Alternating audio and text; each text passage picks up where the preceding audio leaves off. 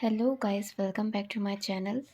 तो हमने इससे पहले वाली वीडियो में भारतीय संविधान का अर्थ व महत्व जाना था। आज हम इसके संविधान के मूल अधिकार जो हमें प्राप्त है उसके बारे में जानेंगे। तो भारतीय संविधान के मूल रूप से हमें 7 मौलिक अधिकार प्राप्त हैं, मतलब 7 मौलिक अधिकारों का उल्लेख किया गया है।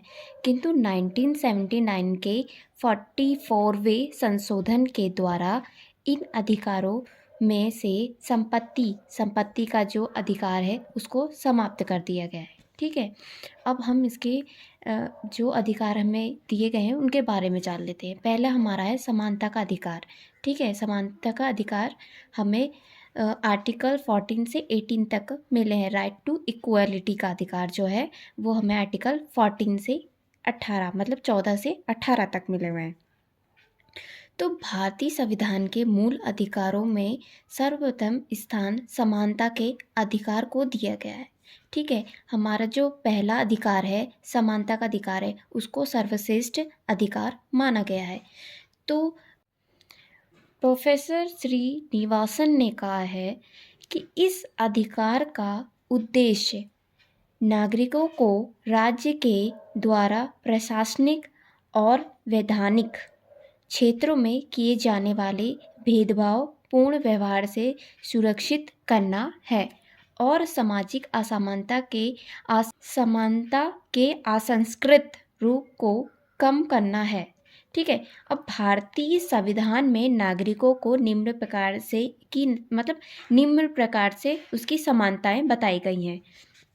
तो पहली हमारे दी गई है कानून के समक्ष समानता। ठीक है, इक्वालिटी बिफोर लॉ के बारे में बताया गया है। ठीक है, तो भारतीय संविधान के अनुच्छेद 14 यानी आर्टिकल 14 के अनुसार प्रत्येक नागरिक को कानून की दृष्टि में समान है।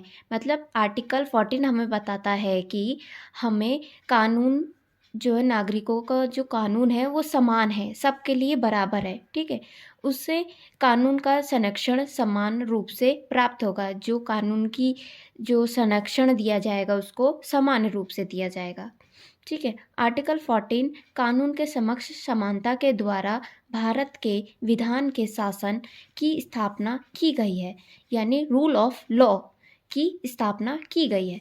भारतीय सर्वोच्च न्यायालय में अपने एक निर्णय में यह व्यवस्था की गई है कि बराबर लोगों के कानून समान होने चाहिए तथा इसका समान रूप से प्रयोग किया जाना चाहिए।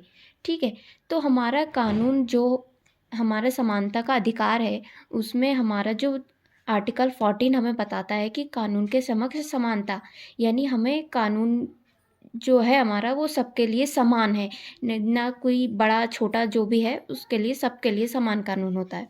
और सेकंड हमारा दिया गया है सामाजिक समानता के बारे में बताया गया है। तो ये आर्टिकल हमारा 15 जो है सामाजिक समानता के बारे में बताता है। तो सेकंड हमारा सामाजिक समानता के बारे में बताया गया है, सोशल इक्वलिटी के बारे में। ठीक है, ये हमारा आर्टिकल 15 में आता है।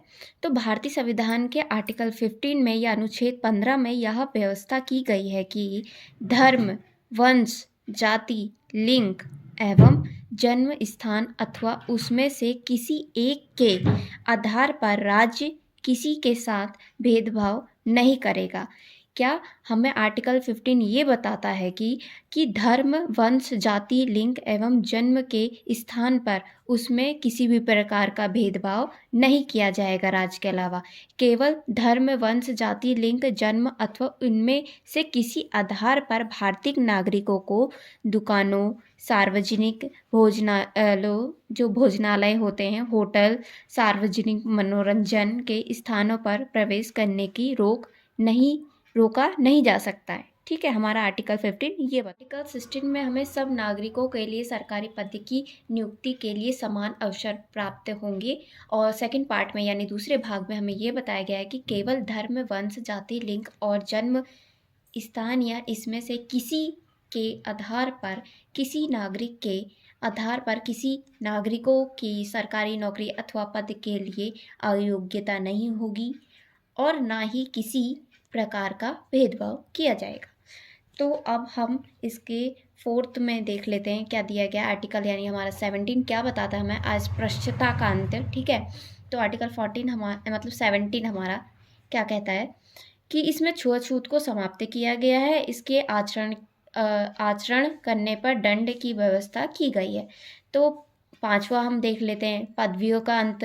ये आर्टिकल हमारा 18 है, ठीक है। इसमें पदवियों के अंत में अभी हमारा आर्टिकल 18 क्या बताता है, राज्य, सेना अथवा शिक्षा संबंधी उपाधि के अतिरिक्त और कोई उपाधि प्रदान नहीं करेगा, ठीक है। और सेकंड इसके उसमें देख लेते हैं हम, भारत का कोई भी नागरिक किसी विदेशी राज्य से कोई उपाधि स्वीकार नहीं करेगा। और तो श्री सीतलवाड़ लिखते हैं, हमारी सफलता इस बात में निहित है कि हमने शत्रुतापूर्ण भेदभाव समाप्त कर दिया है। यह हमारा आर्टिकल सेकंड है हमारा स्वतंत्रता का अधिकार, मतलब दूसरा अधिकार जो हमें पहला मिला है समानता का अधिकार, दूसरा हमें मिला है स्वतंत्रता का अधिकार, राइट टू फ्रीडम, ठीक है। आर्टिकल 19 से 22 तक है, ठीक है, 19 से 22 तक मिला है हमें ये। तो भारतीय संविधान के अनुच्छेद 19 या आर्टिकल 19 से लेकर 22वें अनुच्छेद तक संविधान के अधिकारों की व्यवस्था की गई है। तो आर्टिकल 19 जो मोस्ट इम्पॉर्टेंट होता है आपका, आर्टिकल 19 में नागरिकों के लिए 7 प्रकार के स्वतंत्रताओं मतलब फ्रीडम के बारे में बताया गया है। तो पहली हमें बताया गया है विचारों एवं अभिव्यक्ति की स्वतंत्रता, ठीक है। और शांतिपूर्ण, सेकंड हमारा है शांतिपूर्ण एवं निशस्त्र सम्मेलन की स्वतंत्रता। संघ, थर्ड हमारा है संघ अथवा संस्था के निर्माण की स्वतंत्रता। भारत के किसी भी क्षेत्र राज्य में आने जाने की स्वतंत्रता। किसी भी भारतीय राज्य क्षेत्र अथवा किसी भी भाग में निवास करने की स्वतंत्रता। संपत्ति के अर्जन रखने व व्यय की स्वतंत्रता। किसी भी पेशों, व्यापार एवं कारोबार की स्वतंत्रता।